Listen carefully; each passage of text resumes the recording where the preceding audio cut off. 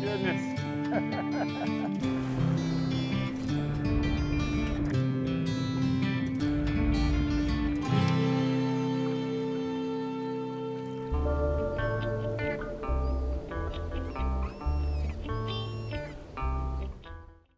This week it's all about flats fishing. We're fishing the Indian River Lagoon in Vero Beach.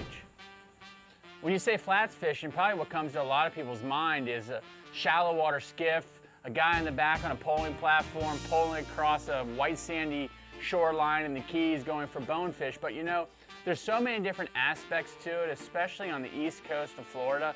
We're sitting here on the Indian River up in Vero, beautiful morning. You know, we're just getting out here on the flats, plugging away. Jim Bohr, you've been coming out here a bunch recently? Yeah, I sure have. Catching a variety, or what are we looking for? It's been great. We got a grand slam here a couple of weeks ago. We've been doing great out here. One flat can hold a bunch of different structure down there, right? There's oyster beds, There's oyster beds here. There's grass. There's all kinds of structure. There's a washboard bottom here in some areas. All right, well, we're gonna plug away, see what we can find. We're fishing with Jim Bohr. This is a neat guy. You know, he's 71 years old. He's super experienced at fishing. He grew up fishing and hunting, has a true passion for fishing, fishes 6 days a week. This guy fishes probably more than I do. And you can just tell he has a love for it. So we got the perfect combo here. I'm throwing a topwater plug, kind of more of a search bait. You know, get this Yozuri, I can throw it a far distance, cover a lot of water. Jim's following behind. He's got a soft plastic, you know, maybe for that less aggressive fish. A lot of times you'll get these reds that'll follow these plugs up, it just won't commit.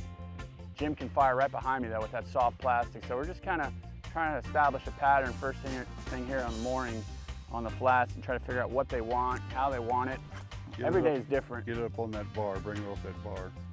Yeah, I see that bar there. You can just see that water moving over that bar. The tide's falling. Look at all that bait right there on the tip of it, Jim. You're right in it now, buddy.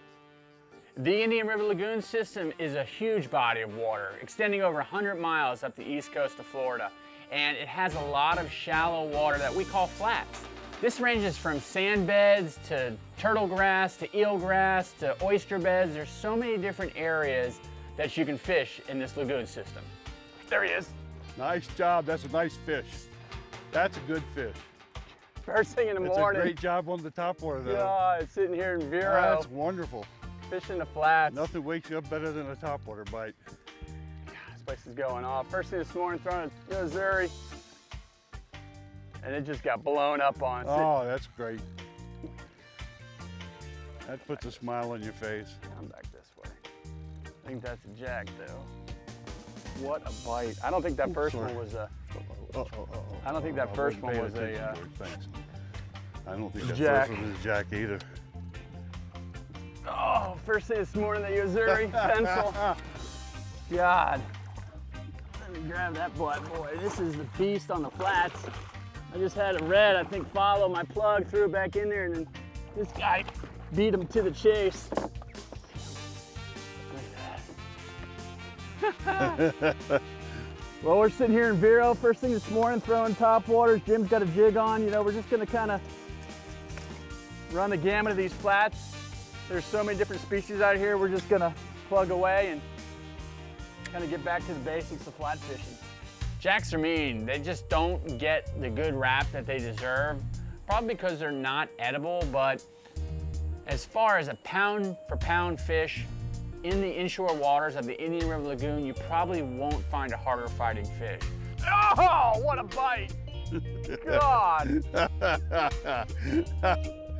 What a take. I'm gonna power pull me down here. I didn't see that, but I sure heard it. You heard it, right? Oh boy. Sounded like somebody threw a cinder block That was in the water. like music. What do you got going on over there, Jim? You weaving the basket?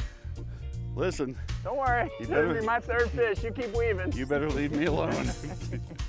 Oh, George I've tied heard it these all leaders now. up. I said I wanted to tie my own leader. He said, no, I'm going to tie it. God. And then the leader frays apart. And I know he did it on purpose. He did it on purpose. These things just prey on these flats. I mean, just topwater, man, there's just nothing better. First thing in the morning, that Yozuri, new Inshore Series pencil. Little tip, grab the black buttons and hold them. They'll quit moving around. It's a great way to grab them. Just swipe across that, it's got him right in the throat. This little guy go here. Oh, cool. Real-Time Florida Sportsman is brought to you by Ray Marine. Don't just go fishing, go hunting underwater.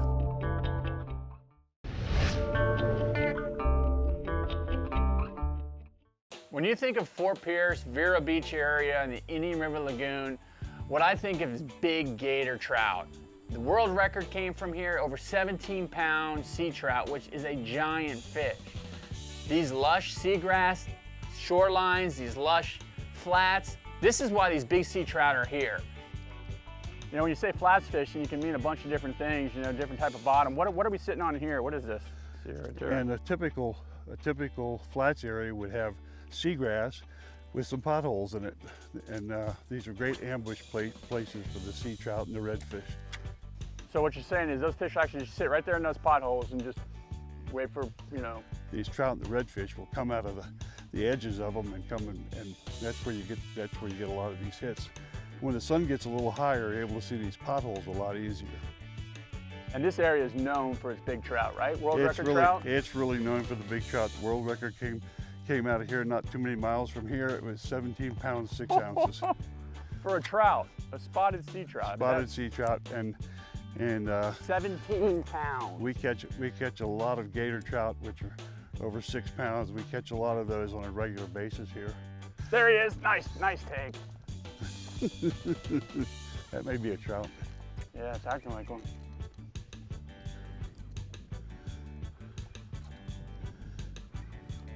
I don't think that's one of our monsters, but that's a beauty. They're all really pretty fish. That's a respectable fish. Beautiful fish on a topwater plug. Nothing better. That's a pretty good one. First Yes, thing in it the morning. is. So this is a decent one, but they got a lot bigger ones around here. Yes, there are, but that's a beauty. Male, he's grunting away. That is a healthy looking trout right there. There he goes, there, right in the corner. Just working that plug right across that grass and boom. There's probably a bunch more with him. You're usually not alone. The Atlantic spotted sea trout is one of the real treasures of Florida. It's a gorgeous fish. It's a real game fish, and it's something that's prized by everybody in Florida. So well, I tell this you is what, something we'd Jim, love to catch. 10 minutes, we've already got 2 different species, one for the slam.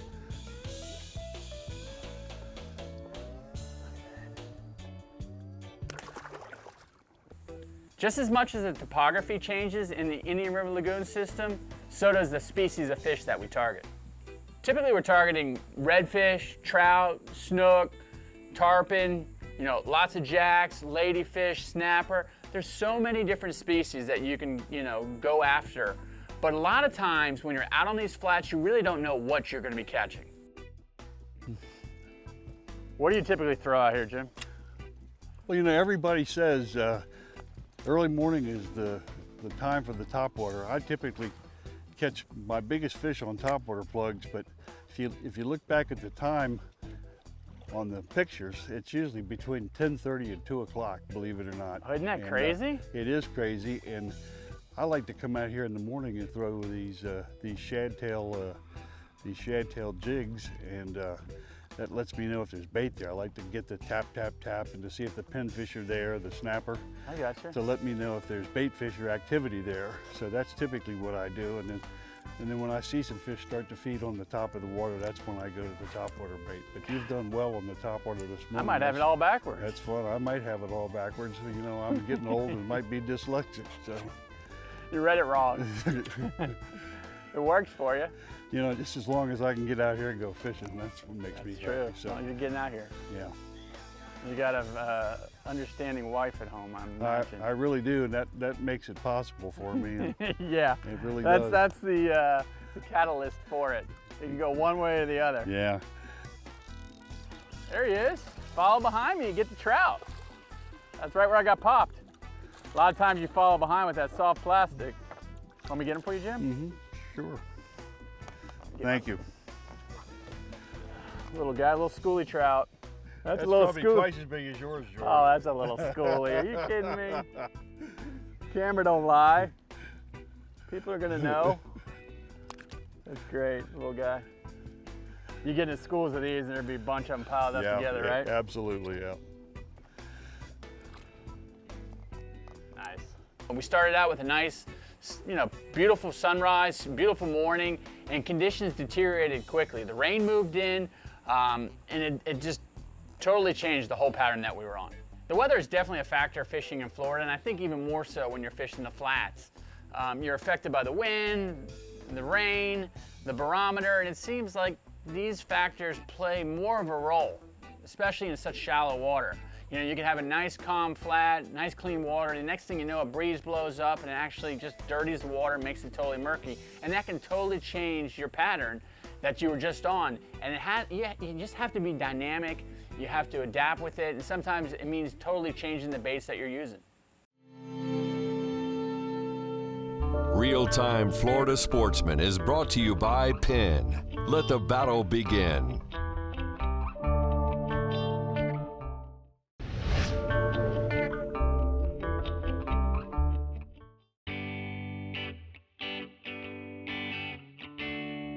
Out here flats fishing, we're utilizing the Topwater plug.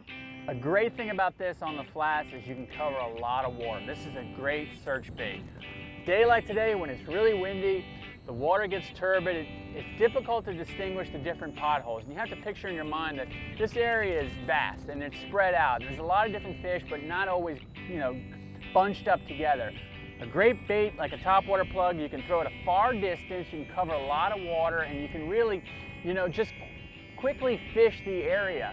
And once you find those fish, you can actually power pole down and take your time and thoroughly cover the area. There's a lot of trout in these same potholes as well. You get one, there's typically a lot more. These Topwater plugs are definitely a helpful tool on the flats. This Vero Beach area has tons of shoreline.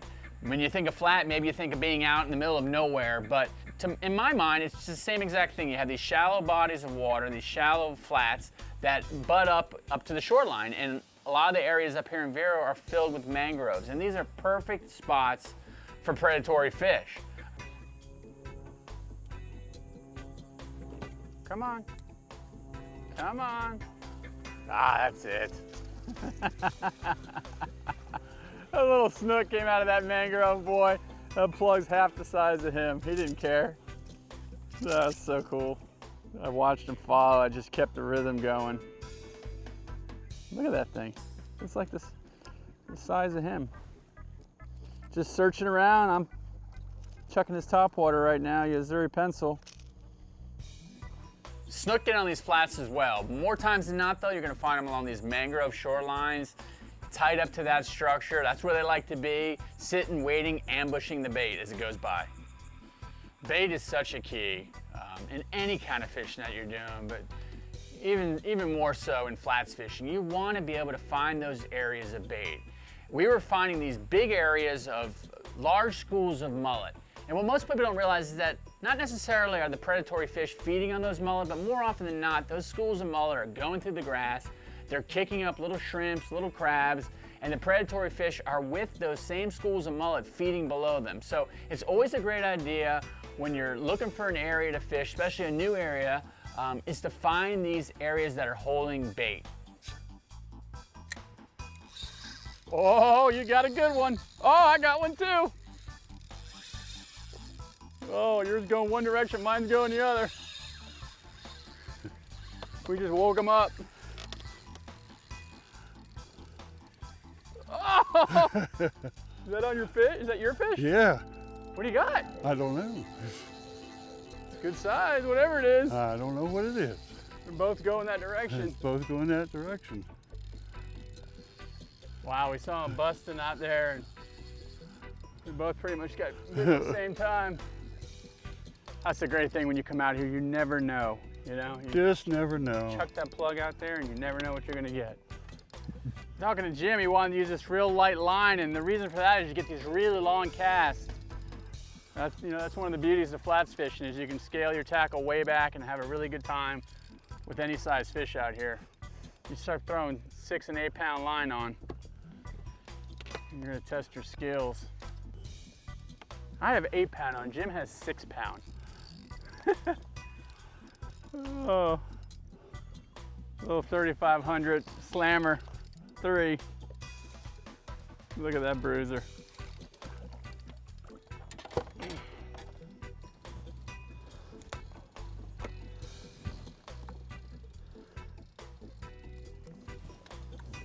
Oh, it's an incredible game fish. Love to catch these jacks. Great fun. Especially on 6-pound. Can't beat it.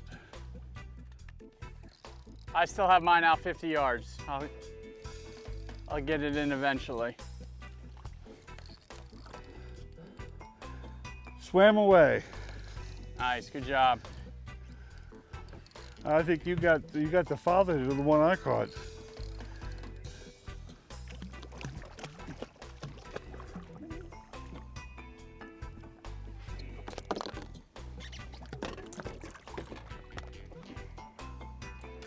He just inhaled that Yozuri pencil, man. Just poof.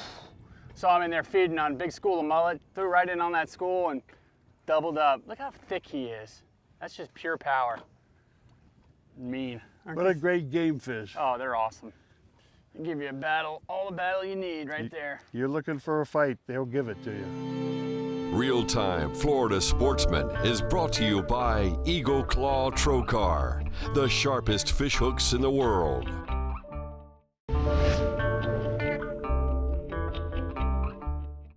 It's pretty incredible when you get on these bodies of water, on these flats, whether it's out in the middle of nowhere or along these shorelines, and these schools of mullet are just getting annihilated by predatory fish, whether they're jacks or snook or redfish. All you see off in the distance is just 100 mullet showering at one time, coming out of the water, fleeing away from these big fish. It's an incredible sight to see.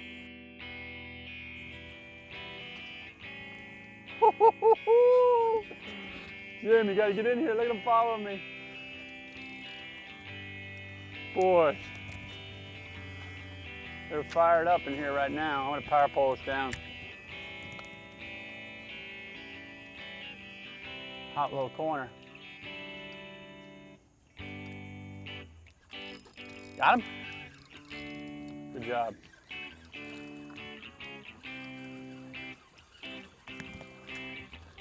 A good old trout you caught.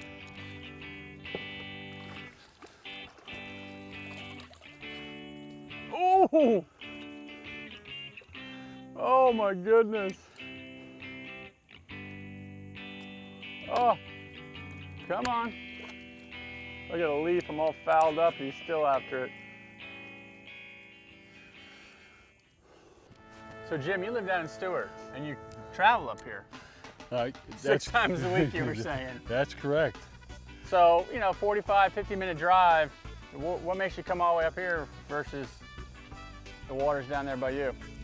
Well, I didn't used to have to do that, but as you know, we have those discharges coming out of Lake Okeechobee into our inlet and estuaries down there, and it's we have such a problem with our wonderful seagrasses that it's pretty much wiped them out, and it's really affected the fishing, the fishery, and it's affected the fishing business. You know, the retailers there, and you know, I mean, guys like yourself, you know. Yep. And hard. you really need this grass, especially the type of fishing that you're doing. Happy to see some of the seagrasses coming back up here. Yeah, I think good. that's why we're finding some fish, because we've got some manatee grass coming back, and I see some turtle grass coming back. So I'm really happy about that. This is a pretty area for sure. Yeah, it's beautiful.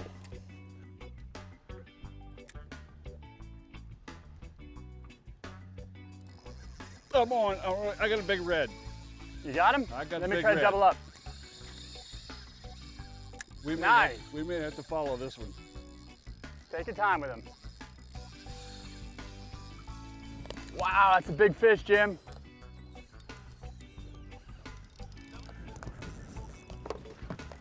It's pretty. Look at the colors on this. Just gorgeous. There's a whole school of them sitting in here. We've been searching for them all morning. Wow. Out here in the middle of the flat, you can really scale it back. That's like a 2,000 size pen.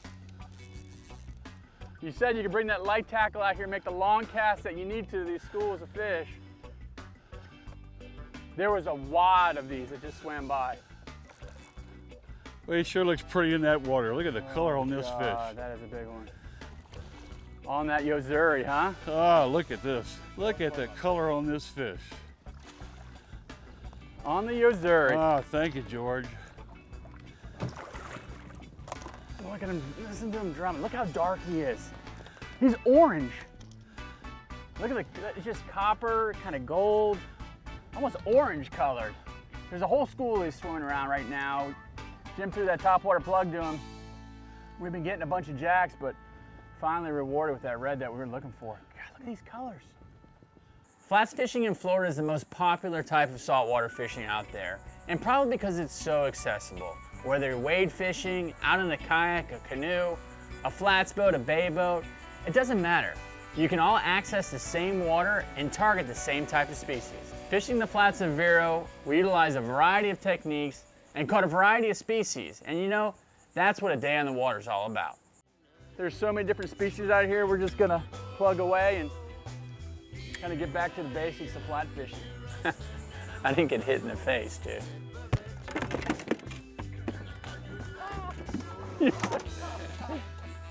Slap me. Tail slap. I definitely took one to the face. It was like first thing in the morning, too. Oh,